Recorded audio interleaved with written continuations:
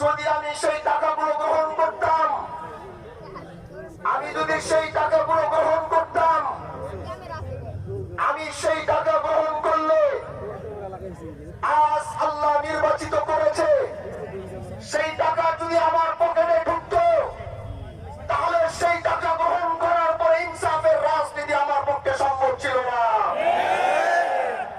কারণ আজ হয়তো শিবচরের নামে বাজেট আসবে, সেই বাজেট আসার পরে সেই বড় লোকরা আমাকে বলে দিত, ভাই ওইখানে টেন্ডারটা আমার লোককে দিয়ে দেন। অশিক্ষিত ছেলেরা যারা কষ্ট করে পড়াশোনা করেছে, তারা সমাজে ভালো জায়গায় চাকরি পায় না। কারণ চাকরি না পাওয়ার কারণ হচ্ছে সেখানে নানা খালু দাদাদের কারণে, মামা খালুদের কারণে যোগ্য ব্যক্তিরা যোগ্য জায়গায় যেতে পারে না।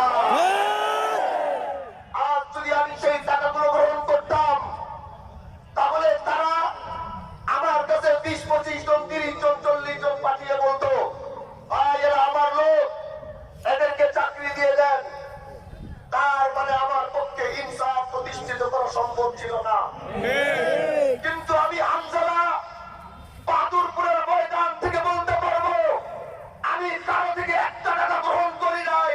ইনশাআল্লাহ আগামীতে শিবচর থেকে গোটা বাংলাদেশে ইনসাফ প্রতিষ্ঠিত হবে।